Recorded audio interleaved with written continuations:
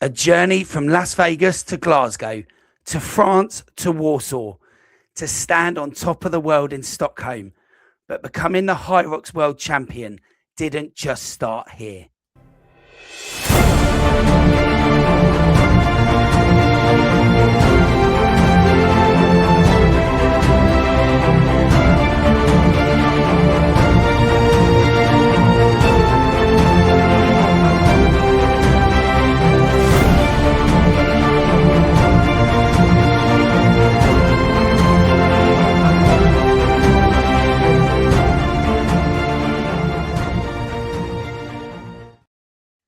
Hello and welcome to On The ROX Podcast with me, Coach Marshy. Hope everyone is well. And we are now back after our internet issues and the show is back now to its normal slot.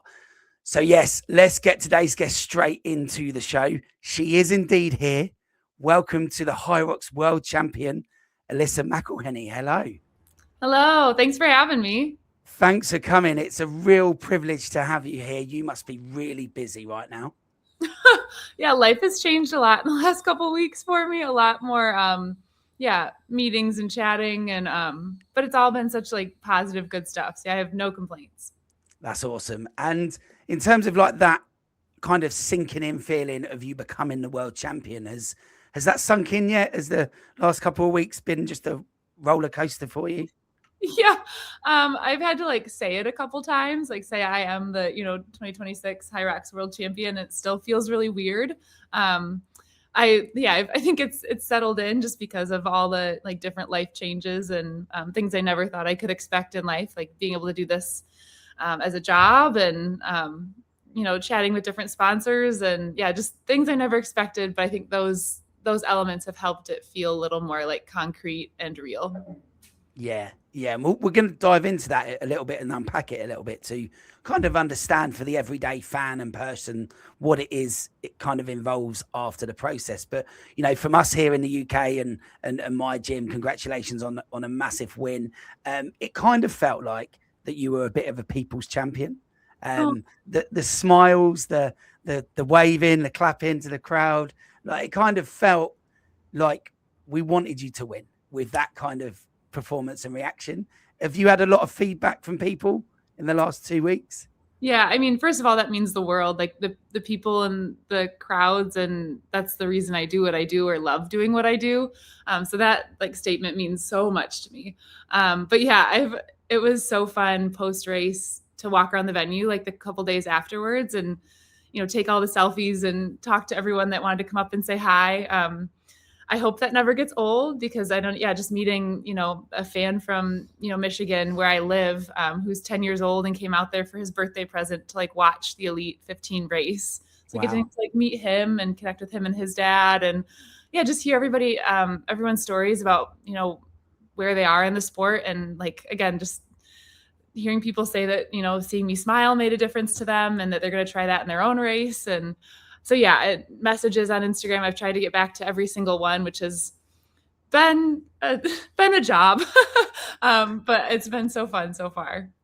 Yeah, I think like having only been on that side of the fence where I'm someone that sends the message, hence why we're here and we're very grateful to and lucky to have you on the show. But being that person that's never been on that side of the fence, did you feel pressure that you wanted to get back to everyone? Because we all just want to send a message for tell our kind of little bit of the story and how it relates to what we've just seen you do or whatever. And I'm sure you've had loads of anecdotal stories, but do you feel that kind of pressure to get back or not?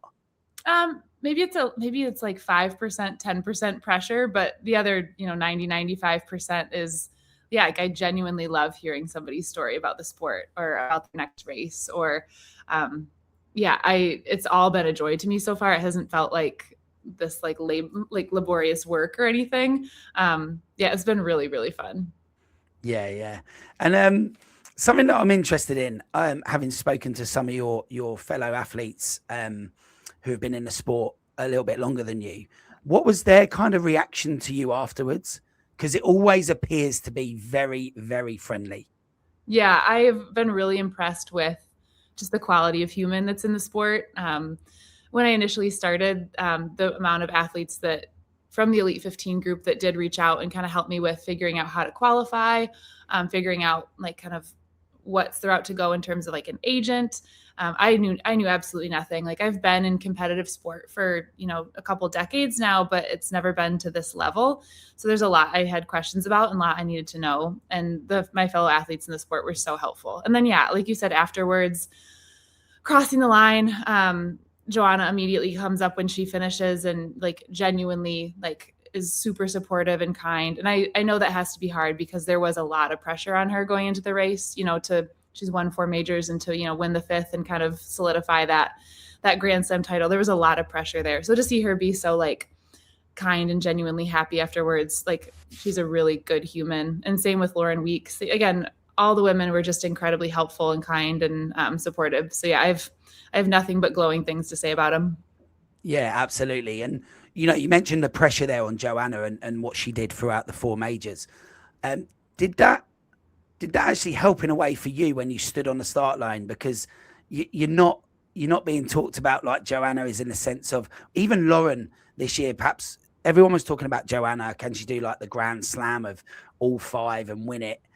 Whereas the rest of you probably were just there on the start line, and maybe there's an element where that makes it a little bit less pressure. Oh, it definitely does. I mean, I felt zero pressure on that line. I love being an underdog, which I know my time as an underdog is wrapping up, Yeah. Which is a little bit of a bummer. Yeah, I love to be able to like kind of surprise people or come out from nowhere. But yeah, it definitely involves less pressure. Yeah, I think the world of her for like dealing with that as well as she did. To have the expectation that you're just going to win this and, wrap up this like big story is a lot. And I mean, even like I watched the race back with my coach a couple days ago, and just seeing how, after burpee broad jump, she was a ways back for me. And then she like didn't let it go. Like she continued to like press and like come back. And by the end made it really close again, partially because of my bad wall balls, but we'll talk about that later. But yeah, like she's an incredible competitor and incredible athlete, like to be able to do what she did and, not have that, like, that gap get to her head. Yeah, she's great. Yeah, as a massive fan of the sport. So I was in sort of around 2022. So I would say fairly early in terms of the UK scene anyway. And, watching the change of the sport and how it's changed, there's loads of questions I've got on that as a fan and as a coach. But sort of just to go through that after the race, that first couple of days and that initial feeling, that interview with Lauren was pretty emotional. Well, it looked pretty emotional when I watched it back. Can you sort of sum up that moment? Because it just looked like everything came out of you emotionally in that moment. Yeah, I wear my like emotions on my sleeve. I'm not like slow to cry if I'm feeling things. Yeah, it was just, I think the surprise of everything really hit me. Again, I did not come in expecting to, take that title. That was not the plan for the day. That was not the expectation for the day. So I think that hit me pretty quickly, looking into the crowd and seeing, be able to make eye contact with, my Adidas family, my coach, a couple girls from my gym that also qualified to compete in Worlds, and just seeing them. And like, yeah, they've known the path I've had to walk to get here. They've walked it with me. And I think those emotions came out pretty quickly, pretty easily. Lauren's a great interviewer too. And I've, had good times with her over the past couple months. So it meant a lot to have her down there with me as well. Yeah. And you mentioned in that interview that you were, podium was probably the goal. And then there was also the unknown injury that nobody knew about. And that kind of shocked us all because your performance didn't look like there was anything wrong, which clearly you managed to recover from was it a bike accident? Yeah. So I was, we arrived in Stockholm. Yeah. I got there on Friday before the race. So a little less than a week before, found gym, was literally just climbing on an echo bike, had to adjust the seat. So kind of stepped off. And as I stepped off, completely twisted my ankle, which I've been an athlete, in the sport, well, not this sport, but in running for like 22 years now. And I've literally had one small like overuse injury. Other than that, I've had zero fluke injuries. I've never broken a bone. I've never twisted anything. I've never been to the ER. I've never, gotten stitches. Like I've been very like lucky with injuries. So the second it happened, I was like, I've never felt anything like this before. This is bad. Felt like I was going to like puke. So yeah, that was Sunday. Monday, I couldn't walk on it. Like I was just completely hobbling around. Didn't really do anything that day. Tuesday, it was similar, maybe a little better. Did a lot of like contrast bathing, but there's really not a lot to be done for that. It's just kind of, hoping and praying that 4 days would be enough time to hopefully have the body run its course and help me out a little bit. So by Wednesday, like I was walking with like a little bit of a hitch.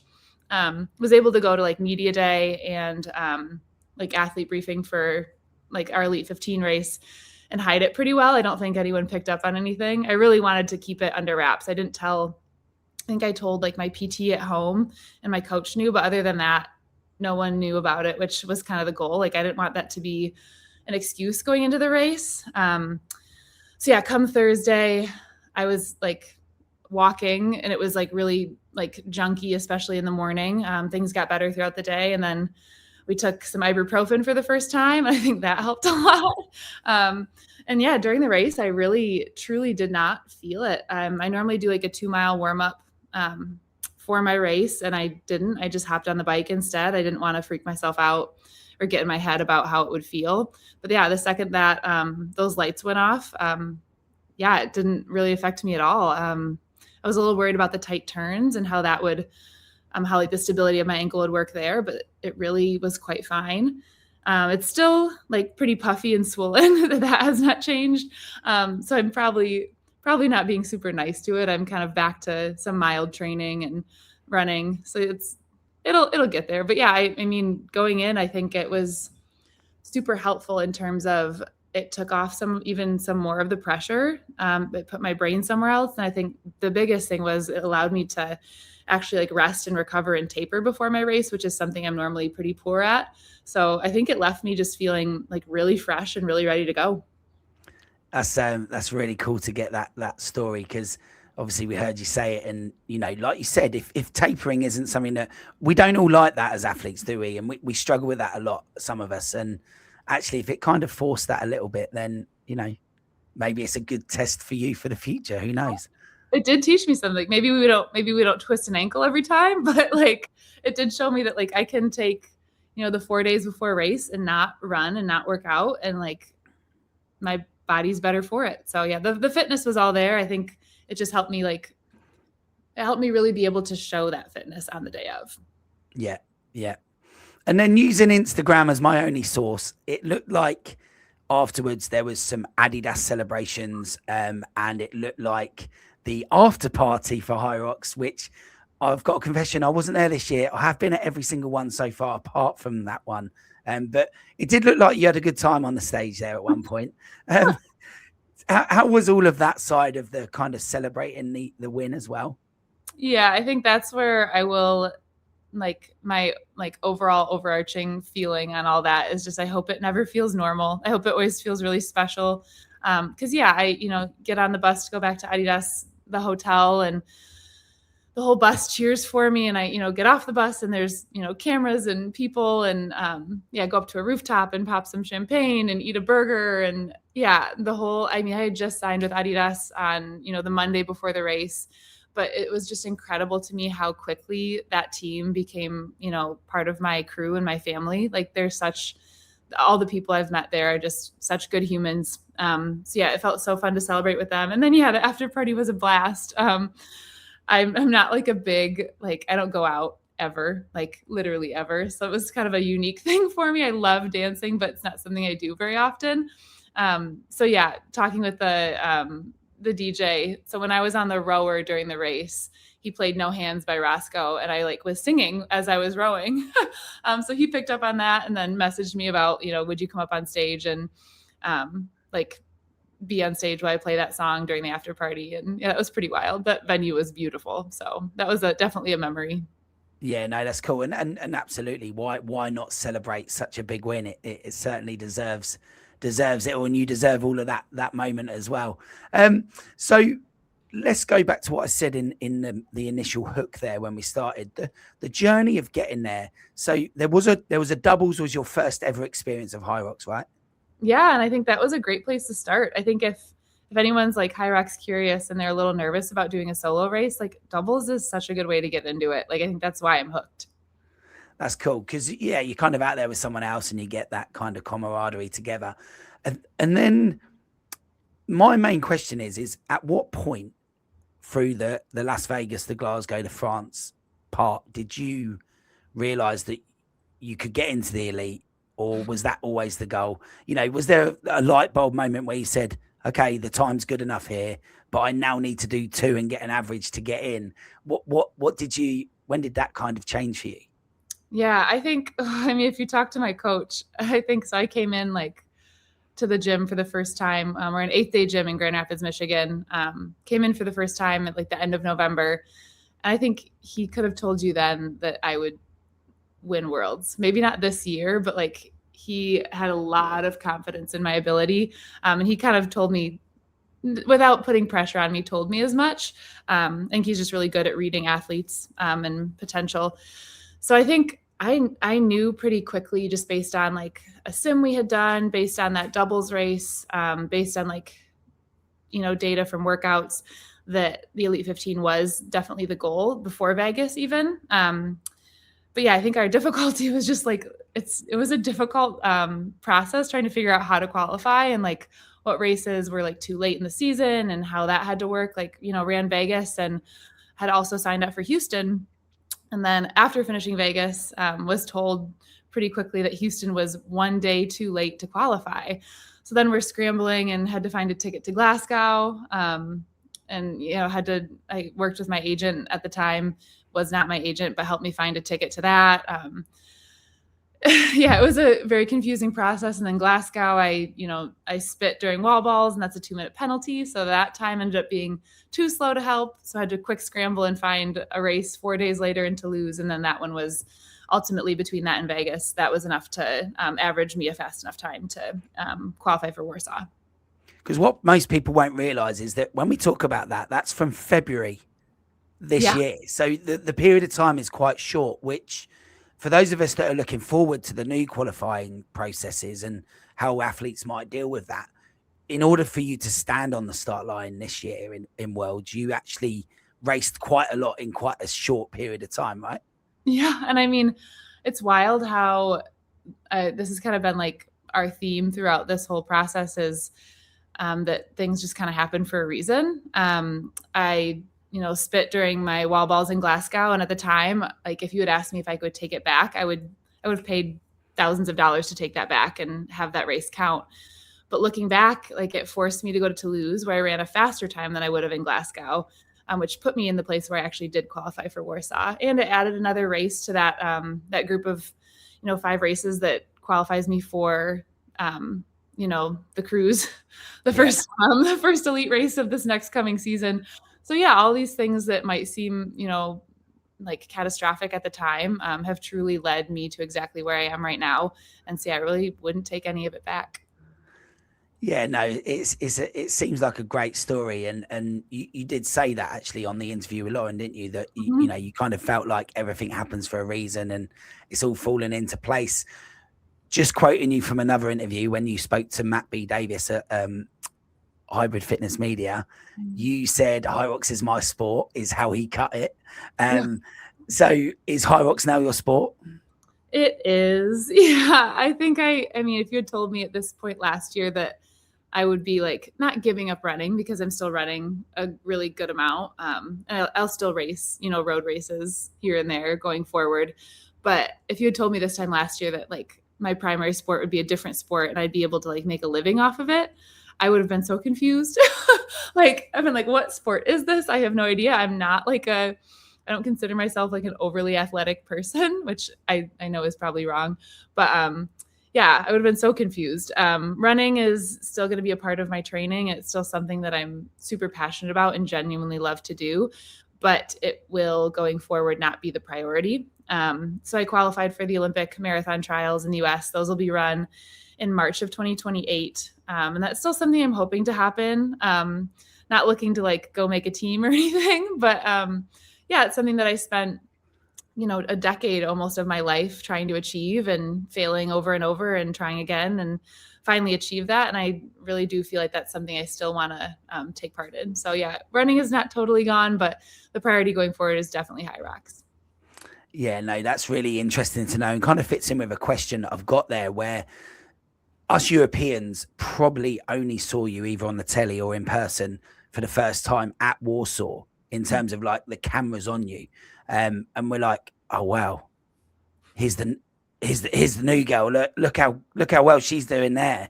You know, and it was a podium in your elite debut. With a field that was in that, you look at the field that was in that race. I mean, the names and the household of HYROX that we've created, you know, really probably with really just Meg missing in that one, out of the history of the sport. And you're in there and you just come in there and hit the ground running, and you smiled the whole time. Do you know what? It was brilliant to watch. I'm sure loads of people have told you that, but it was really good to watch because you just seemed like you were having a laugh and a good time. But I think I heard you say somewhere that the more you smile and the more fun you have, the less painful it feels, or something like that. Yeah, I don't know. I think there's something to it, that, you know, being able to smile and engage and, you know, have my brain focus on that definitely takes away from some of the pain. I think there's even, I should maybe do some more research here, but I think there's even some science behind that. Yeah. And I mean, to me, it's, if I'm engaging with the crowd and they're engaging with me, it just goes back and forth and, you know, makes everybody have a better time.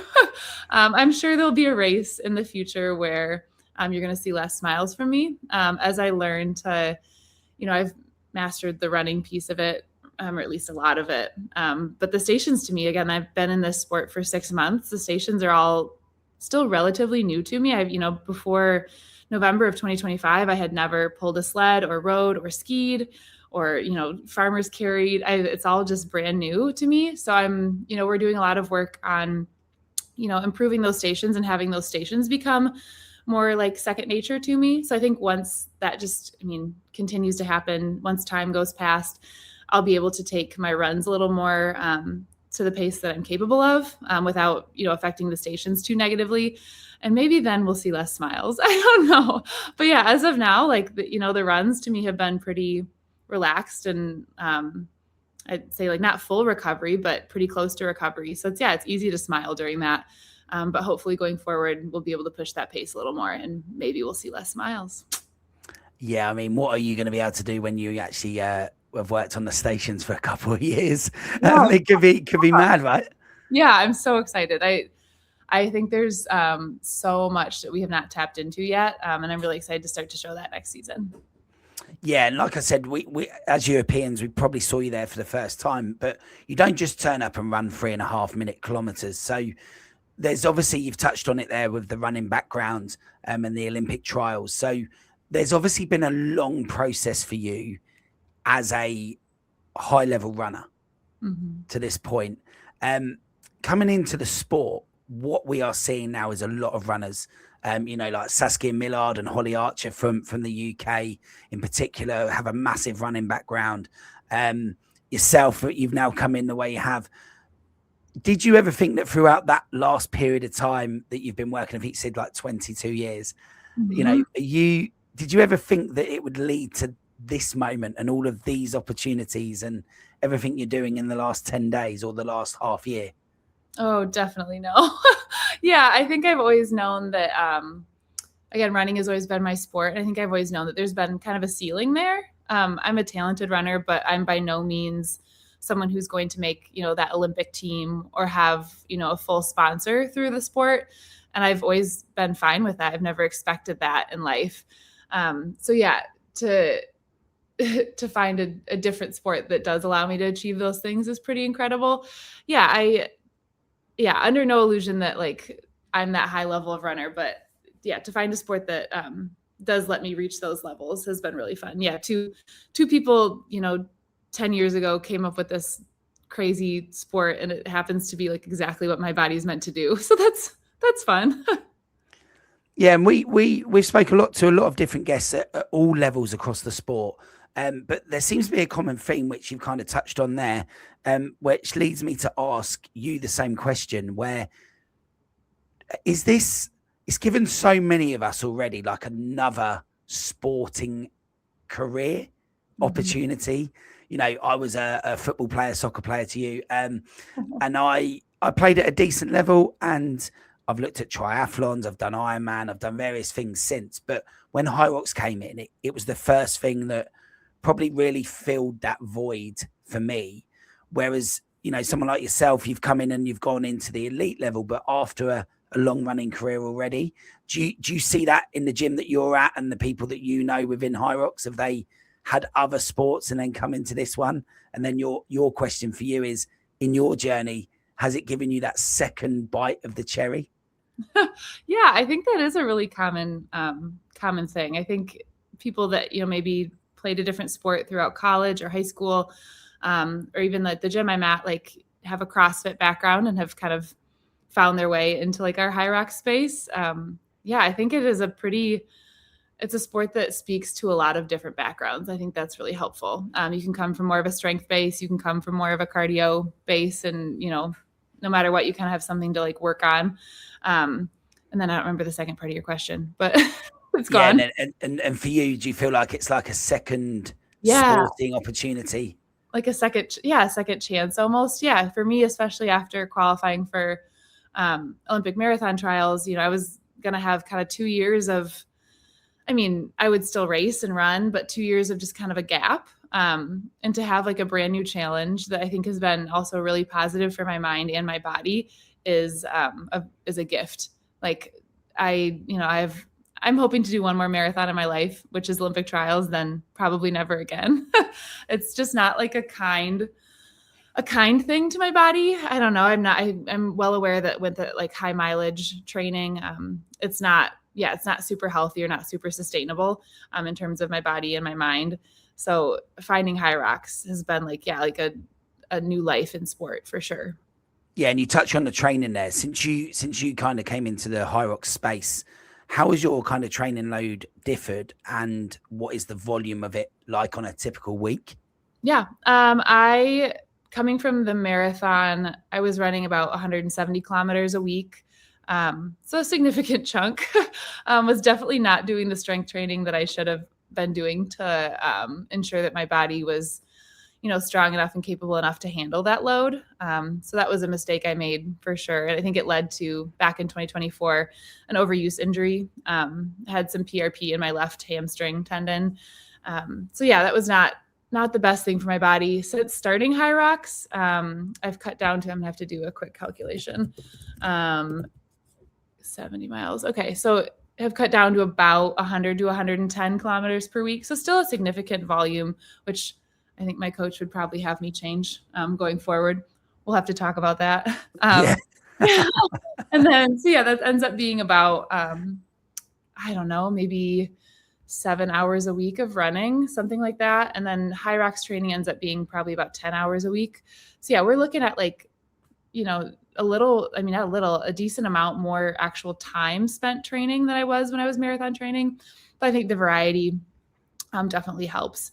And I think going forward too, with this being my job, I'll be a much, much better athlete in terms of my like ability to sleep a full night of sleep that my body needs to be able to like manage all that training, take naps, you know, maybe focus on nutrition a little more.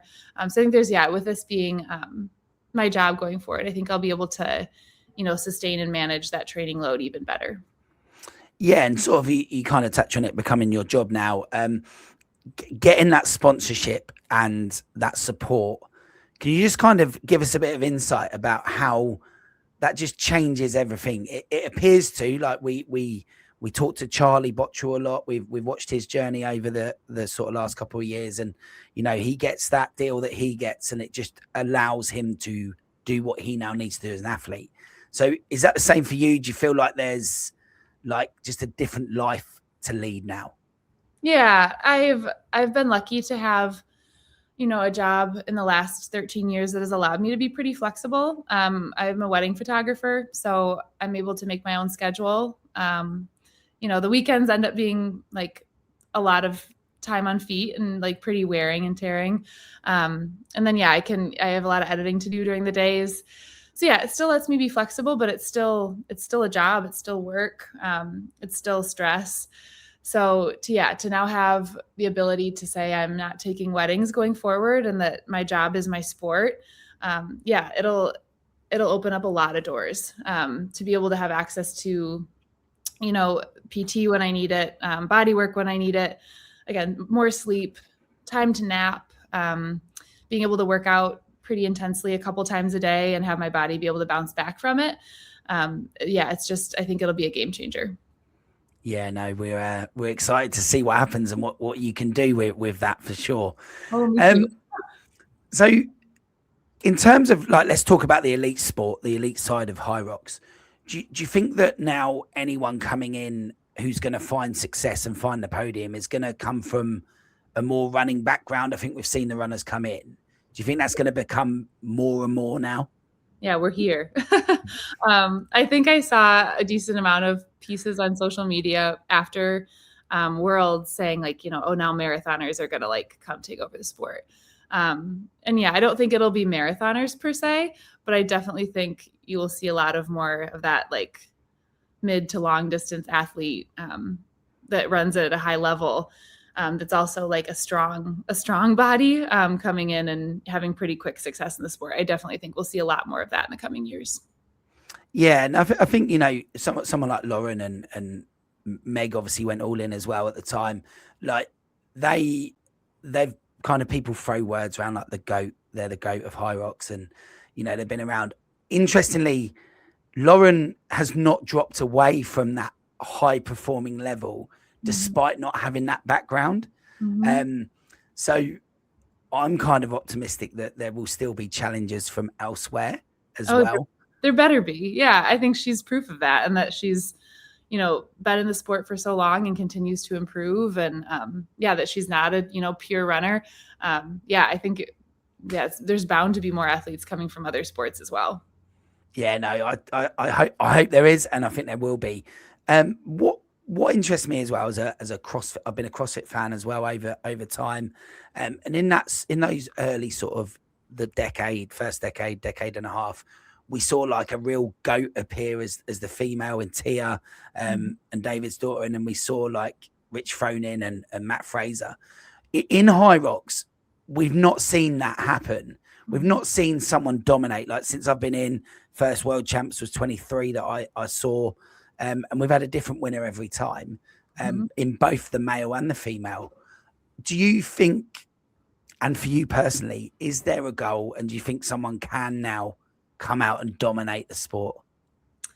I sure hope so. I have a lot of self-confidence. So much of it depends on, the ability to stay healthy and to put in really high level training, and also have, the body sustain that and, not break down. So I think that's a big piece of it, to, find the line of how much training is enough training to get you to that spot, but not too much. Yeah, I truly have a lot of big goals in the coming years. I think, again, like we talked about a second ago, I have a lot of improvements to make in terms of running pace and in terms of the stations. So yeah, I'm not gonna, I don't know. I don't really feel pressure. It's not something that's ever been a part of my athletic experience, which I think is actually quite helpful. But yeah, I have a lot of goals. I would love to set another world record. I'd love to continue winning majors.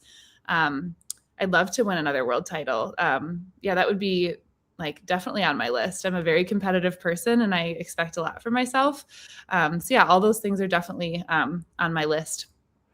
And what can we expect to see from you next season? Are you somebody that if you have the spot in the major, a bit like Lauren and Joanna, they've gone to every single major, whereas other athletes, you can see that they've qualified and perhaps turned down the space. Where do you see yourself next season? How do you see it going? Yeah, I love to travel. I think the fact that HYROX gives me the ability to see the world is one of my favorite parts of the sport. I'd probably go to any race that, invited me. Again, my coach would probably try and stop me there, but I've talked to the Middle East race director, and there's Istanbul in August, and we're probably not doing that one, but that sounds so fun to me. So yeah, definitely planning on the cruise, the first race. London will be the next one. Definitely planning on that. I think I could say pretty safely that I would like to compete in all the majors. this year. Probably not a ton of other extra races, just because once you put all 5 of those majors plus Worlds in Hong Kong together, that pretty much becomes a race every couple months. And I do see the value and the importance of like having, at least some relatively long training blocks at home, at my home gym with my people in my own bed. And I know that's a 2-month training block is not a lot. And by the time it's even there, part of it is spent traveling and readjusting. And so, yeah, I think every major would be in the plans. Other than that, probably not a lot of racing. Yeah. Yeah, no, we're excited at the prospect of watching you in the flesh in London. It should be really cool. It's a really good venue as well. It's a convention center that could be anywhere in the world, but in terms of depends on what they do. Obviously, they'll run you guys on the grid, and that'll be really easy for them to set up in that venue. So I imagine spectator wise, it'll be really cool to watch as well. Yeah. I've loved. I mean, I've only raced it once. I say I have so much experience, but racing on the grid in Stockholm compared to all my other races have been just on like open courses. I thought the grid was so fun. I was kind of expecting to hate it in terms of just like it's 5 loops. That's a lot. But being able to like see like my people so often, like to see my Adidas family in one corner and my coach in another, and then teammates from my gym in another, and be able to see them like 5 times every time I ran was so cool. So yeah, I loved the grid. Keep it coming. So a couple of questions a little bit wider on HYROX. First of all, what do you think of the kind of HYROX community now you're in? Oh, obsessed. Yeah. I mean, I have never like been a part of a community where I've received so much support, being so new to the sport too. And I hope I give it back. I hope there's a reason that people feel the need or the desire to, send me a message or say hi in person. I hope I give it back to them when they talk to me, or when they take a selfie, or when they send a message. But yeah, the athletes that I've met in the sport, the HYROX, like higher ups themselves too, like Christian does such a great job. Matt Locke, the race director, does an incredible job. Like all the head judges, I felt so accepted. And so I feel at home in the sport already after 6 months. So that's not something I think you could say about a lot of sports. No, that's really cool to hear, and really refreshing as well. And in terms of like the YoungStars program, have you guys got a race in America coming up for the young kids? I'm not sure if we do or not, but I think that is like something I'm incredibly passionate about. So I've, for years now, I've coached high schoolers and middle schoolers in cross country and track and field. So I love working with those age groups. I would really, really love to see, like, I've never witnessed an actual YoungStars race. I'm kind of looking right now if we have one in the US, but yeah, I think that is like such a good addition to the sport, especially to make it, let's say your mom is racing a HYROX, and to be able to jump into and like kind of do what she does. I think that's such a fun opportunity for kids. Yeah, no, it's really cool. And we've seen a couple of races in Europe already. And really, do you think that like future athletes will kind of be built with the idea that HYROX is their first and their career sport? Where we went through our other sports and we've ended up in HYROX because it's new. Do you think that some young stars might go through the program and then actually go all the way through to the elite, and that be their only sporting career? It gave me goosebumps. Yeah, that's such an interesting concept. I hadn't thought of that before. But yeah, when I was a middle schooler, high schooler, like the sport obviously was not around. It was not even thought up yet. So yeah, to have that be like your sport going through high school, that is such a fun idea to me, and I think is a really good, well-rounded sport for kids to participate in too. But I was looking, it looks like we have YoungStars in Salt Lake City in September, so we got at least one YoungStars race, maybe in Anaheim too in December. So we got a couple in the US. I would love to see those take place. Yeah, no, it was really cool. We had it in London in March, and it was really cool. It was great to see because it was well adapted for the different age ranges. It was really cool. And if people like you and I, from you, the world champion, to me, a gym owner in the UK, if we want this sport to continue and have a legacy now, we're going to need these young kids coming through. And I think, now lots of little girls out there have role models like you to look up to and aspire to be an athlete in HYROX. What a great position. And, did you ever think of that and think that you might become that? Definitely not in HYROX, but yeah, I've hoped that for like my running career for years. Yeah, being a high school, middle school coach, like it is my goal to like give the girls, especially the girls, the boys too, but the girls I coach, kind of a model of someone who hopefully does the sport, not for, looks or not how your body looks, but how your body's able to perform and what it's able to do. That's a big deal to me, to prioritize like your body's power and strength and capability instead of, how small you are or what things look like. And I hope that's something that I model well for them. That's a big passion of mine.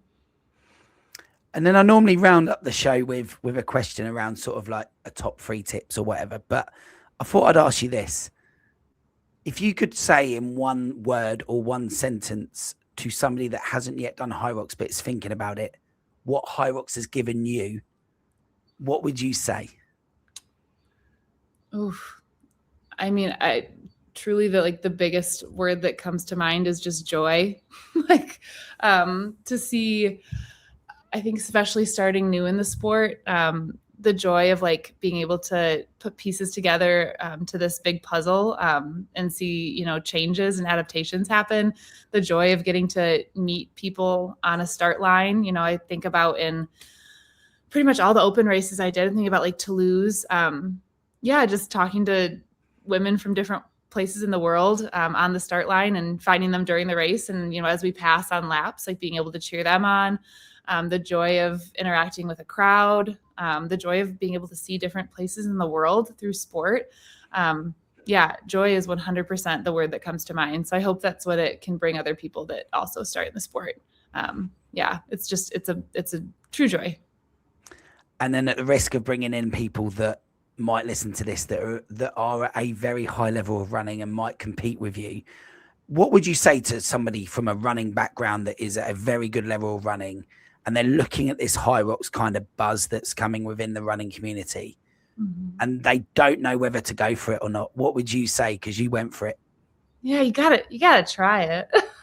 I don't know. I think you'll never fully know until you give it a whirl. Yeah, find a gym near you that can maybe, again, if you don't have a strength background, like kind of teach you a few of the like movements or at least give you a good base. Got to give it a whirl. I mean, I also think there's like a bit of a myth right now that like all runners can come in and, have instant success in the sport. And I definitely don't think that's true. Like I stand on a marathon start line and I can guarantee you that most of the women on that line are probably not going to be able to push a sled really well right off the bat. There is a myth, I think, that all runners would be good at HYROX, and it's definitely not the case. But there are, the ones that do have a bit more of a strength background or a little bit more power speed background that can come in and have some pretty instant success. So give it a whirl, give it a try. No, brilliant. It's been a real privilege to have a chat with you about all of it, and to have the insight of a world champion is certainly a first for my show, and it's really appreciated that you came on. So I do appreciate you being here because it's been great chatting. Yeah, this is an example of like the whole thing is joy to me, like getting to talk to someone from the UK who has a completely different take on and background in the sport. Just again, something I would not be able to do if it weren't for HYROX. So super grateful to be here. No, brilliant. And to everyone that's listening, guys, thank you for the audience that are here, whether you're watching, listening, wherever it is you get your podcast. We really appreciate you listening. Alyssa, what I normally ask at this point is, where can people find you? I will stick it in the description, but if someone's come across you for the first time, where can they find you? Where can they follow this journey? Yeah, I'd say the 2 places I interact online are going to be Instagram. It's just Alyssa Mcelheny. And then I think the same handle probably over on Strava. Those are the 2 places where I end up showing my face the most. So but I'd love to send a message, tell me your story, ask me some questions. I'd love to interact with all the people that made this possible. So brilliant. So once again, thanks very much. And to all the listeners of today's show, thanks for listening to On The ROX, and we will see here next week to talk more on the rocks.